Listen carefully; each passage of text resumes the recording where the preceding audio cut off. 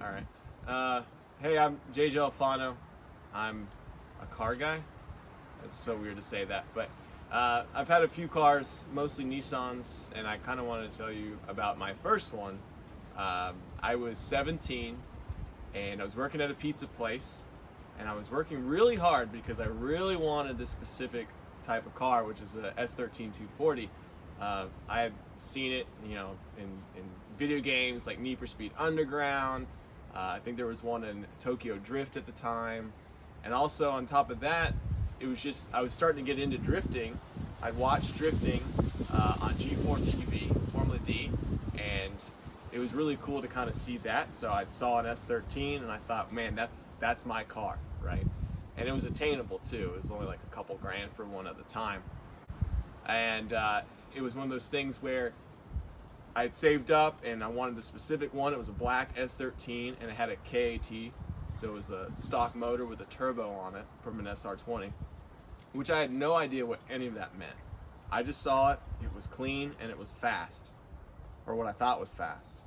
And I was like, and I gotta have that. So I was just, typical high school age kid, just beelining it right there, just doing everything I can to afford this car. And I finally did it after working an entire summer at a pizza place. I was a server and a delivery boy and a cook, and I did the dishes. So I did everything. I mean, I had really good work ethic when I was young. It kind of phased off when I got older, but when I was young and I wanted a car, really good work ethic. Yeah, my dad had to drive it home at the time, and it actually broke down on the way from home to, from the shop to home. And I remember just being like, oh, this is fine. Just like, I'm still kind of ecstatic about the car, because Say had like taken me for a couple of donuts and stuff like that. And my dad would just shaking his head like, oh no, what are we getting ourselves into? And then of course, probably 30 minutes later, when we're broken down on the side of I-75 south part of Atlanta, he's just confirmation, just going, this is a terrible idea. He would later be right, but I didn't want to admit it at the time. So we get the car home. I could barely drive it. I have my neighbor teach me how to drive his like Toyota hardbody pickup truck first, so that I could drive my car around the neighborhood. My mom actually was able to drive the car more than I could at the time, and she doesn't like driving at all, but she was shifting gears like she was a pro, and she was just giggling and stuff. She's like, ooh, this is fast, like it's just taking like a 40-something-year-old woman and just putting her in a car. I had no idea, first of all, she could drive a 5-speed, much less that she liked speed, which was such a bonding moment for us, because before that, she was just my mom that grounded me from playing Xbox, So to have like that kind of connection was pretty cool. And my dad was a golfer, so it was kind of like a bonding moment for the whole family, kind of. It wound up not working out. They wound up hating cars after I took over their garage and everything like that for many years to come. But prior to that, in the first moments of it, it was like a cool experience. And I remember we get a knock on the door, and it's our neighbor. And she's like, hey, do you have a black car? I was like, yeah. She's like, it's in the street. We're like, what? What are you talking about? We go outside. The car is sitting in the middle of my parents' neighborhood, the road of it, because I didn't pull the handbrake high enough on the hill, because we had a really steep driveway. So a couple hours after we got it home and parked it, it had just slowly creeped backwards into the road and just blocked the road for a couple hours. And I guess she was the only neighbor to actually say something, because it'd been like 2 or 3 hours. So someone had to have just passed the car and just been like, who's this idiot? It was me. My first drift, I remember, it really wasn't a drift, but I popped the clutch at a stop sign, which, by the way, I could barely drive. So, but I just know, like, was it pull the brake, power over? That's kind of what I did at a stop sign. But I didn't learn to check your peripherals first. And so at the left side of me is a Henry County sheriff, where I grew up. And just, I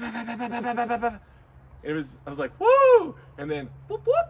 And I'm like, oh my God, you gotta be kidding me. Literally the first time I try and do something stupid, I get caught. Like, how dumb am I?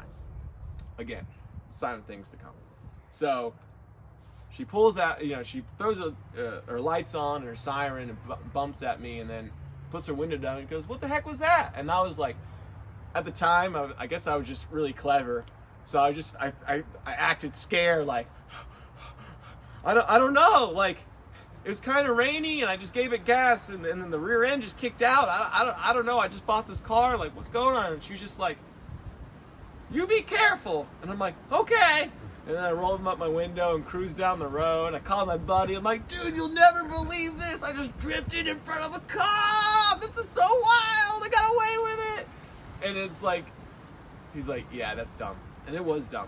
But that was that time. And then that same friend, my buddy Michael, he and I were going down, again, barely know how to drive this car. We're going down these back roads, and he's like, hey, up on the right, there's this road. It's a dead end. It's about 3 miles long, and it's a dead end. And, like, cops aren't back there. Like, just gun it. Whenever you get to that road, just gun it. You know, it's all flat. It's super safe. Like, just go for it. Well, being young and dumb, I say, yeah, that sounds like a good idea. Let's take a car I don't know how to drive and go really fast on a road I've never been on because my buddy said so. So we're in the car, we're cruising, and then I'm tacking this baby out. I mean, we're in the top of fourth gear. And so I think in those cars, probably 100, at least 100 something, I'd say probably close to 120. The tack didn't work, naturally. So, or the speedometer didn't work, of course. So we really don't know, but just based on the fact of a stock car going that fast, a turbo version of it probably is about that speed. So we're booking at least 100 down this back road. I have no idea what's going on. And we're coming up, and then my buddy's like, all right, the dead end's coming up. So I'm like, oh, okay. And it's like this like weird, like blind hill cresting down. So we go, and at the very top of this hill on this road that we're barreling down, there's like this drainage ditch. Like it's like a little thing that's sloped in to allow water runoff to come into it. Well, normally you hit that 20, 30 miles an hour, it's just a minor bump. Boop. At over 100 miles an hour, whatever God-blazing speed we were running at, that thing is like a ramp. And so we hit that thing, and the car had stock suspension, so it absorbed it initially, but it kind of did like a spring-loaded action where it kind of absorbed the initial and then just made it worse. So we went to the moon on the second one, and this is the top of a hill. So all of our weight, everything going off, I just remember just feeling the compression and then feeling like we're flying, like we're Dukes of Hazzard, because it's the top of a hill. And then at the bottom of the hill, as I can clearly see now, because I'm as high as a skyscraper, it feels like, I see the end, the dead end, which he did not tell me was actually a ravine. So it's a dead end with no barriers or anything, and there's a ravine. And I'm like 500 feet from the hill to the bottom of the ravine in a car going over 100 something miles per hour, and I have no idea what's going on. We're going to die. That's my immediate thought. And so we're airborne, we land, and the car just kind of shifts, and then boom, we kind of lock sideways. Now we're doing a four-wheel drift. I don't know how to drift, but we're doing a four-wheel drift all the way down to the bottom of this hill, just right, like, and it's just dead silent in the car. All of a sudden we hear pop, pop, pop, pop. All four tires pop because we're going completely sideways for a super long time.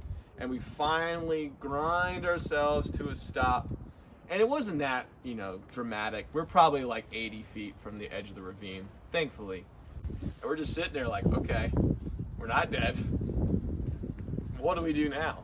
And my friend's like, I don't know, but you don't have a real driver's license. You only have your learners. We're getting out of here. So they just dipped and they just ran into the woods. And I didn't see them for like a day or two. And so I'm just sitting there by myself next to the car, trying to figure out what I'm supposed to do. There's a business, and these guys come out. It's a power business. They come out, they check it out, and they're like, you all right? I'm like, yeah, man, that's just whatever. He's like, all right, well, we called the police. I'm like, no, don't call the cops. Why? He's like, we just called the cops. We just didn't know what was going on. We saw it on security camera, and we just called the cops right away. I was like, oh, no. So I'm like panicking. I'm like, what's going to happen? So the police eventually show up, and they roll up and like, what happened? I'm like, I got a blowout, man. He's like, yeah, no, I see that. Yeah, I see that you have a couple blowouts. I'm like, yeah, you know, just one popped and then I just kind of went sideways and popped the other. She's like, how fast were you going? I was like, I don't know. I was only in third gear. Complete lie. And he's like, well, you didn't hit anything, so there's no accident. So you want us to call your tow truck or are you good? I'm like, no, I'm good. Thanks, man. So he goes and you can see him kind of squirm away to his buddy, his partner. And then he's like, man, hey, you ain't going third gear. He's like, you're in third gear. You're like, bah, bah, bah, bah, bah. I could just hear them talking about my situation. And I'm just like trying to like absorb everything, trying to figure out what actually just transpired. And everything was okay. I called my dad, told him part of the situation. I told him that I got a blowout on all 4 tires, but I'm okay. And he's just like, I knew you shouldn't have bought that car. That was so sketchy. I can't believe it. Like, I knew when it broke down on the way home from buying it, it was gonna be bad news. Like, what the heck?